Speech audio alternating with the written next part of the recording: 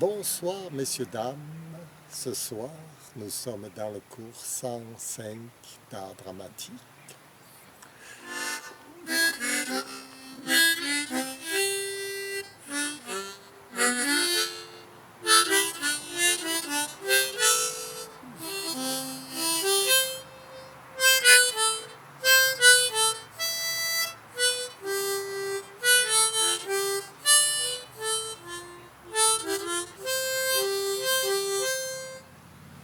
Alors ce soir, nous allons faire un petit bilan de 2 mois finalement, parce que je viens de faire 104 cours d'art dramatique. Je vous ai parlé de beaucoup de choses, les problèmes de l'humanité, tout ça. Et même le dernier, c'était la solution, ma solution envisageable, etc. Et puis je me suis dit, cet après-midi, j'avais une espèce de nostalgie de mon passé, lorsque je suis allé rencontrer cette fille qui habitait en Autriche. J'avais fait le voyage pour aller la voir.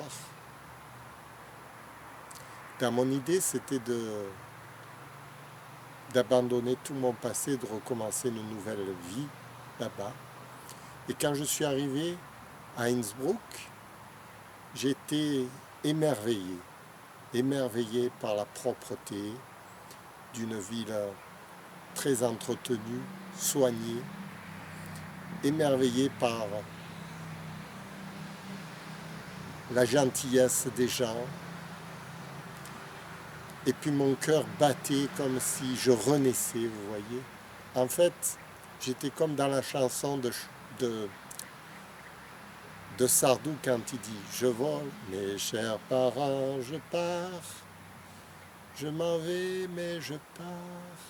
Mes chers parents, je vole. Ne croyez pas, mais ta-da-da, ta-da, ta-da-da. »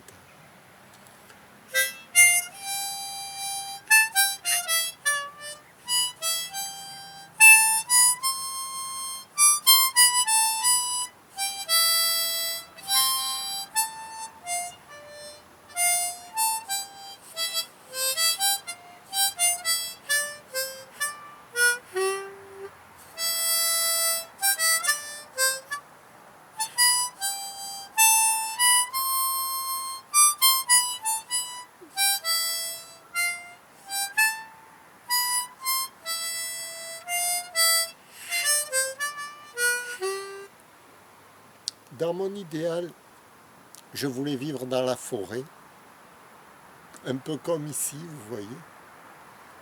Je voulais vivre en marge de la société. Je voulais vivre d'amour et d'eau fraîche. Et espérer un jour que cette fille puisse m'aimer. J'en demandais pas plus. J'étais juste un éberlué. Alors quand je suis arrivé pour la voir, tout enthousiaste, avec mon cœur, ils m'ont fait un peu visiter la ville, parce que Innsbruck, c'est une ville de touristes en fait. C'est au croisement entre l'Italie et l'Allemagne, où il y a beaucoup de passages, beaucoup de bus touristiques. Et donc la ville s'y prête. Alors la famille m'a fait visiter un petit peu par-ci par-là. La fille, elle était très contente que je vienne la voir. Mais quand je lui ai dit que je voulais rester à tout jamais ici, pour elle, elle a commencé à réfléchir, parce qu'elle n'avait que 15 ans. Ses parents m'ont dit, mais elle est trop jeune. Moi, je leur ai dit, mais est-ce qu'il y a un âge à l'amour? Est-ce que l'amour doit se décréter à 27 ans, ou à 34 ans, ou à 20 ans, ou à 15 ans, ou à 16 ans? Il n'y a pas d'âge pour l'amour.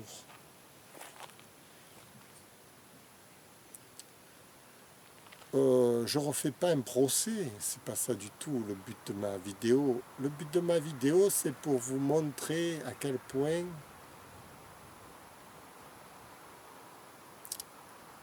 j'étais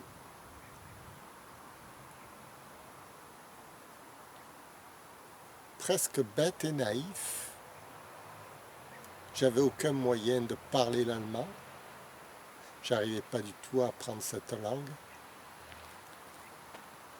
Je réfléchissais à qu'est-ce que j'aurais pu faire. Alors je suis allé voir les écoles, demander aux professeurs, les professeurs autrichiens, j'entends bien. Qu'est-ce qu'ils me conseillaient de faire? Est-ce que c'était raisonnable de rester là? Après un bref sondage, enfin qui a duré quand même une semaine, 15 jours, tout le monde m'a conseillé de rentrer à Marseille.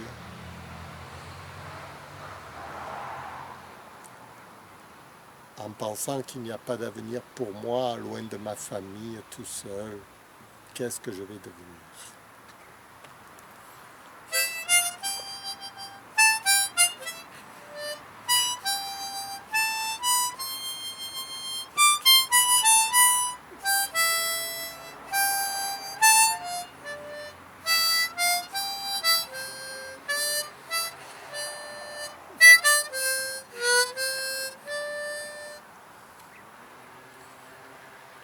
Alors je suis rentré.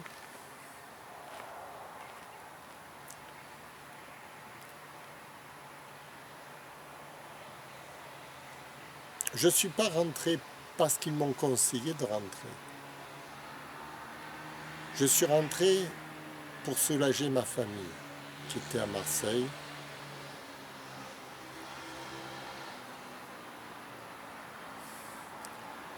Parce que je jugeais intolérable de rester loin d'eux. Pour eux, surtout pour eux.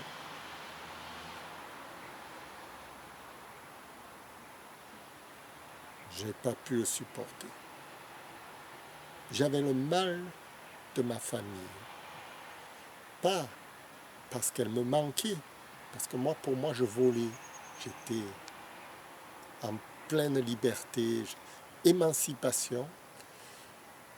Ce qui me chagrinait, c'était leurs soucis, leur inquiétude, leur problématique de me savoir loin comme ça, leur, comment je pourrais dire,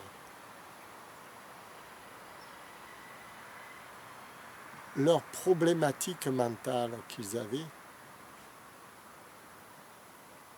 J'ai bien compris que mon père ne le supporterait pas.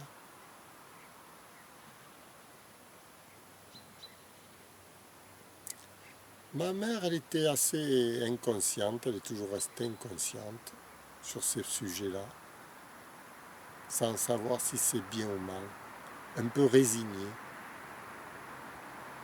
Tandis que mon père, qui a déjà plus les pieds sur terre, a entrevu avec son expérience tous les dangers qui pouvaient se dresser devant ma route. Et comme j'étais assez naïf et bête et stupide, et que j'avais quand même le bon sens de penser que des personnes qui avaient de l'expérience devaient être écoutées.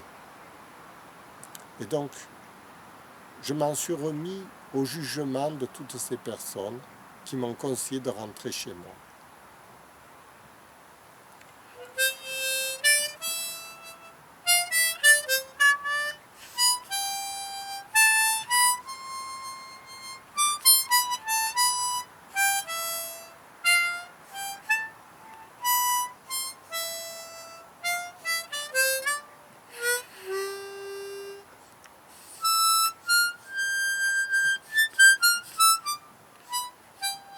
Depuis 40 ans au passé,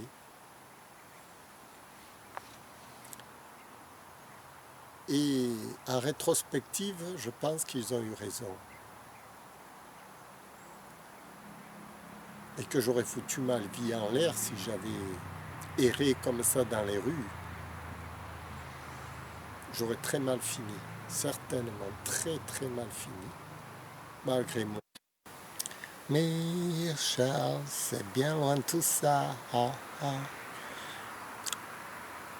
Mais ce souvenir, pour moi, est, comment je peux dire, une source de jouvence.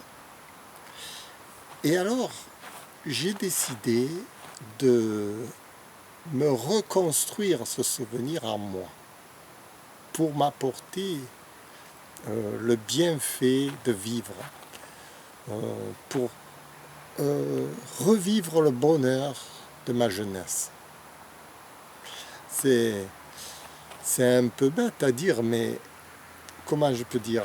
Vous voyez, on se construit soi-même son univers qu'on a.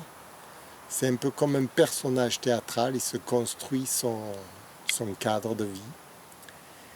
Et dans la vie de tous les jours, il faut être capable aussi de se construire son univers journalier qui a rapport à comme ça des souvenirs heureux, qui a rapport à la belle vie de notre jeunesse, qui a rapport à nos moments de bonheur. Parce que cet univers, il existe encore, malgré tout. Même s'il existait dans le passé, c'est un peu comme le souvenir de la mer, par exemple. Vous êtes heureux au bord de mer. Mais rien que d'y penser, de l'intégrer dans votre vie, vous allez être heureux de vivre parce que vous avez ce souvenir de la mer qui est en vous. Rien que d'y penser. Et donc, ce soir, c'est le cours numéro 105, c'est comment embellir sa propre vie avec les meilleurs souvenirs de votre vie que vous avez eus antérieurement, à essayer de les faire revenir en vous, de façon à ce qu'ils fassent toujours partie de votre vie.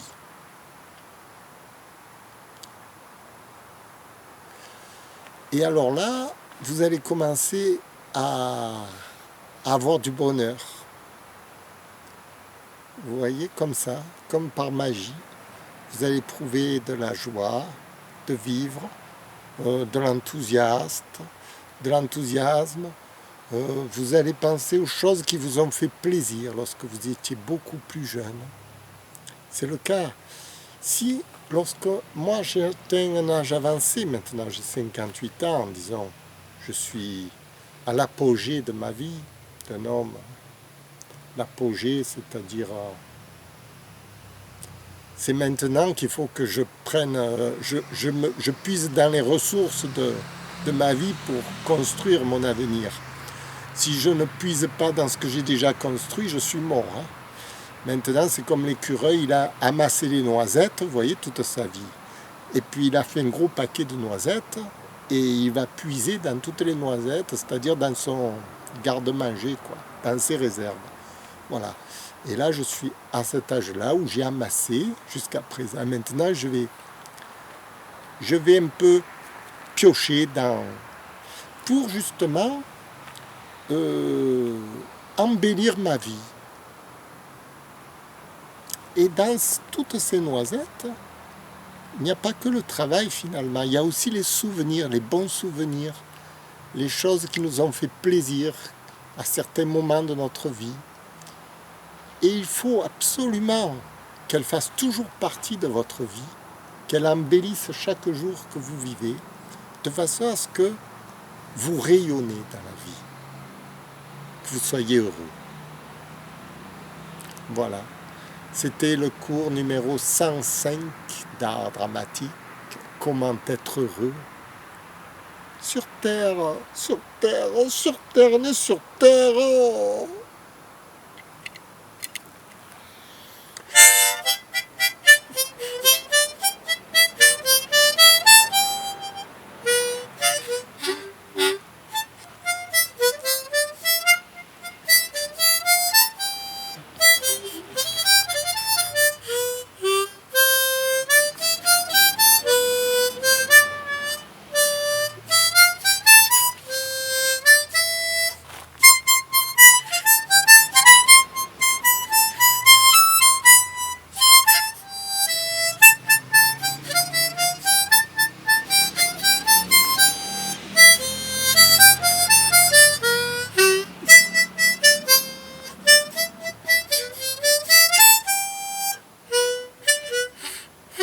Merci, au revoir.